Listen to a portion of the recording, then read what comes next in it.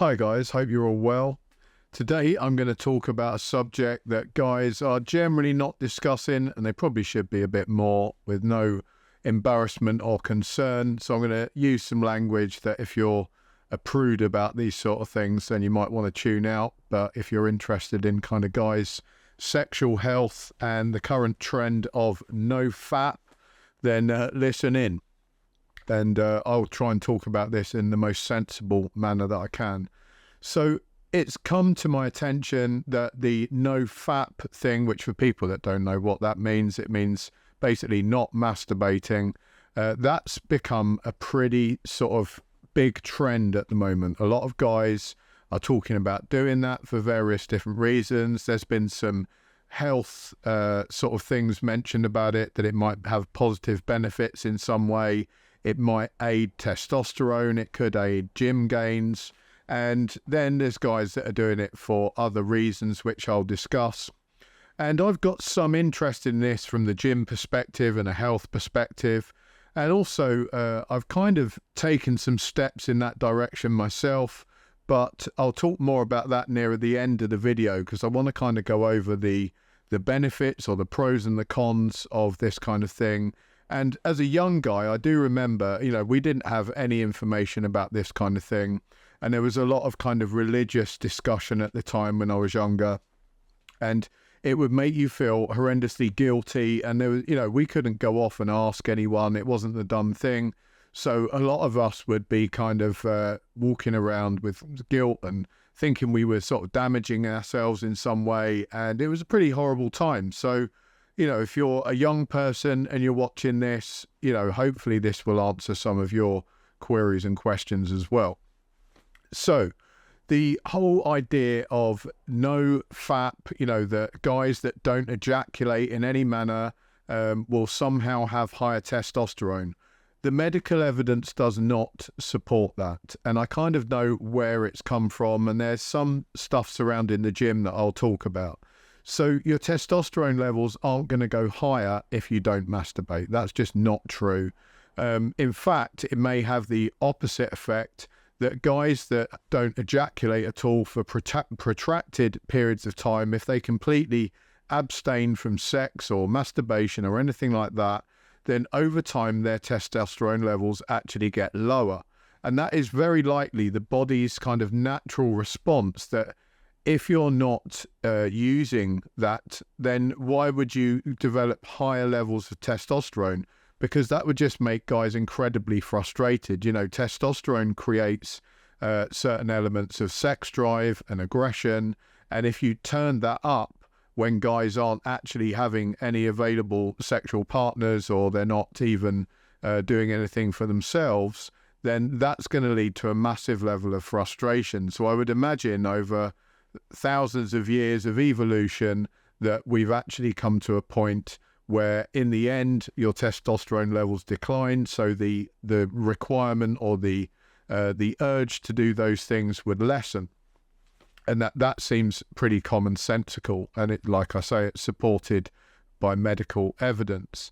Now, it's actually also proven that it's quite healthy to do this quite regularly, to ejaculate, because there's some evidence to suggest that that's actually helpful for prostate health in males. It's also healthy for hormonal function, because there's evidence suggesting that actually if you keep doing that on a regular basis, that your testosterone levels will at least stay in equilibrium and maybe even go up a little bit. So it could help you in that degree. It's certainly not going to be damaging for your hormones. So why has it got this reputation that it's kind of going to hinder your gym gains? I remember when I was a bit younger, professional athletes were told, don't have sex within 24 hours of playing your match or whatever. So I think that gave people the idea that it was going to somehow affect their performance. And there is a certain amount of truth to that. So when a guy ejaculates, he also has a hormonal surge, and that would be in progesterone, prolactin, various other cascade of hormones.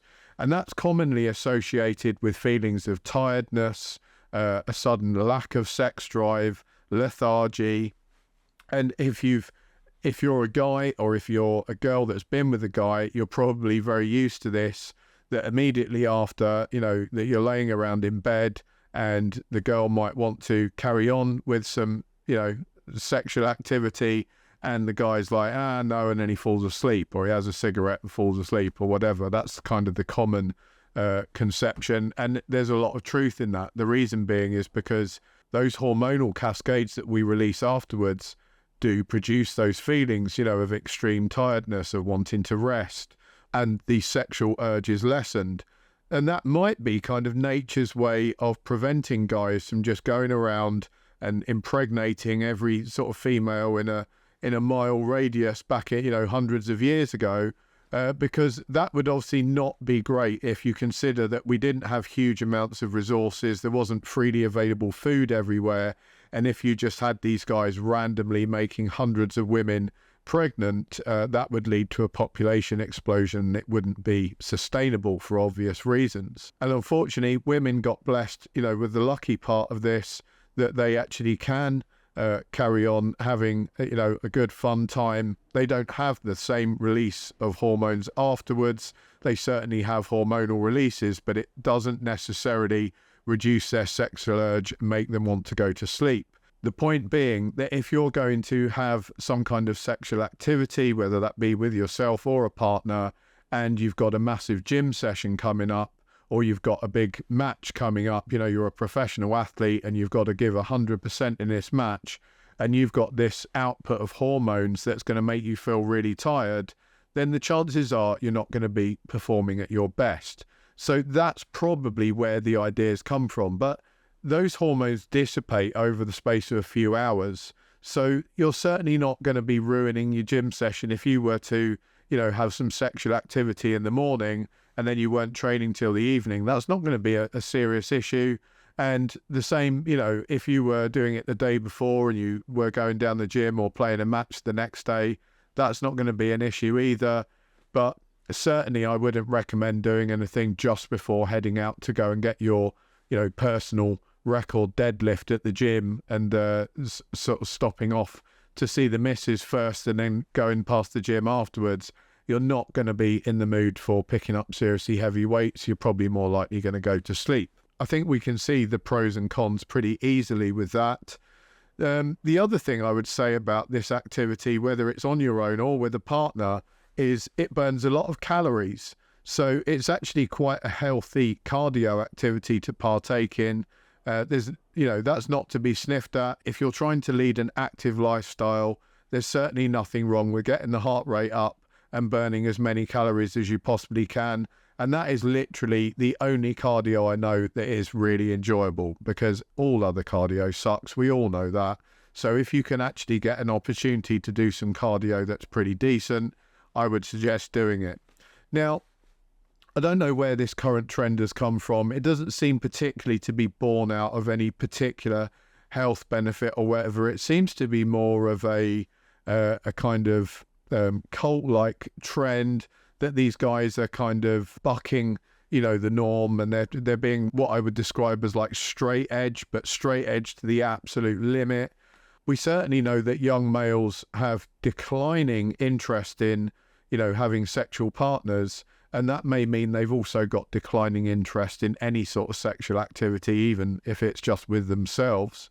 The sort of interest in asexual and all these other types of sexuality that don't necessarily involve having any sexuality at all seem to be becoming quite popular. I would hypothesize that might be due to people spending so much time sat on the internet in chat rooms and not getting out and about. They're leading sedentary lifestyles. They're not eating particularly healthy diets. And the fact of the matter is, if you eat a diet of Doritos, sit in front of a computer playing World of Warcraft, and you're not talking to very many females, over time your testosterone levels are going to decline because of your sedentary, lifestyle and your unhealthy diet. And as they decline, you're going to find that you're going to have less and less urges to have any sort of sexual activity whatsoever. So what have I done about this? Well, I certainly don't buy into the whole no-fap thing. I don't buy into the abstaining from sex thing. Unless you're doing it for a religious reason or whatever, then I'm not going to argue with that. I don't know enough about specific religions to discuss those matters. But in health terms, it has no real benefits. But what I did do is stop watching pornography. And I think that may tie in somewhat with this no-fap trend, in that there has been a realization that guys that watch a lot of pornography start to suffer from sexual dysfunction. And that was one of the reasons I stopped it, because if you watch pornography, you're basically getting this quick dopamine hit. You're getting, exactly what you want in very quick format. The body responds, and you're training your body to basically reach an end goal in the shortest possible time scale. And if you then go on to have some sexual partners, you've trained your body to do exactly the opposite of what you're going to want to do if you're trying to please a sexual partner. So if you're used to watching some sort of quick Pornhub stuff and spending 3 minutes by yourself doing that, and then you go on to have a sexual partner after doing that hundreds, maybe thousands of times, your sexual partner isn't going to be very pleased with the 3-minute output that you've got. And that may lead guys to kind of think, oh, well, you know what, I'm going to stop having sexual partners because that's kind of embarrassing. Or it might lead them to think, well, I'm going to stop masturbating and stop watching porn, and then I'm going to try and have a better time with sexual partners.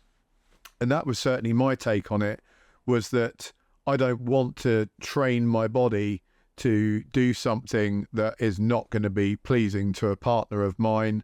I've got an interest in pleasing my partner. That's something that gets me going, that I enjoy. So why would I kind of do things that are going to directly work against that? Now, the other reason that I gave it up was because I saw a couple of documentaries on girls that had been involved in pornography. And I'm sure there's loads and loads of girls out there that are involved in it, enjoy it, and they get whatever they need to out of it. The documentaries I watched specifically, the girls on there had actually been coerced into taking part in this stuff. They didn't really know what they were getting into. They were then kind of bullied and intimidated into doing more and more stuff. They didn't really want to do it. And that bothered me, because the whole point of me watching that stuff in the first place is because I thought I was watching someone enjoying themselves, and that's what would turn me on. And if I'm not watching someone enjoying themselves, frankly, that doesn't turn me on at all. I've got zero interest in that. And you come to a realization that a lot of girls in the pornography industry are just there for the money. They're earning money, they're pretending to enjoy themselves, and then they go home and they carry on with their lives. That's one thing. That concept doesn't turn me on whatsoever, because I don't care. I'm not interested in someone that's just kind of going through the motions. That is not my thing at all. And then to the other end of the scale, where actually you've got girls that are being coerced and are not enjoying themselves whatsoever. And a bit later on, you find out the guys involved in that were all sent to prison, which was the case in the Girls Do Porn trial that recently happened. And a few of the poor girls in that had absolutely disgusting experiences. And I don't want to ever think that I'm kind of getting off on something where basically it was an abusive situation. And a lot of those videos were on standardized platforms like Pornhub and all the other stuff that guys go on that you automatically assume is, legitimate content that has been checked and verified and everything's fine. I certainly don't want to be partaking in that kind of thing. And with pornography, the industry now, you just cannot tell what you're being served up, because the girls might look like they're having a great time and some of them might be having a great time, but I don't know that. So I just gave up the whole lot. It's not for me. And I think it was training me to be a worse lover, because it's just training you to get these quick dopamine fixes in there. And it's not, getting you ready to have a healthy, good sexual relationship with someone that you're, connecting with and spending a long period of time with. I would advise young guys steer clear of porn, because I think it's just a rocky road down to poor performance on their part. And not only that, like any kind of addictive thing, because it's giving you those dopamine hits, you're going to get addicted to that after a while. And like any addiction, you're going to want worse and worse and worse stuff, or more extreme stuff. And you can kind of see that happening on the internet, that you end up getting this stuff which is borderline abusive, you know, girls getting slapped around and mascara running all down their faces and crying or whatever. I don't know why any guy would think that was interesting to watch. It's pretty disturbing, to be honest. And that, I think, is a result of people just becoming desensitized to regular sex and wanting these more and more extreme variants that they can find. That could be the only reason, I would imagine, that those things actually exist. So for that reason, I would advise that you just give it a miss. And instead of wasting your time at home looking at that, go out, actually speak to girls, you know, try and get yourself a girlfriend and have some fun with them instead. That's going to be like 1,000,000 times better than sitting at home on your own with a box of tissues.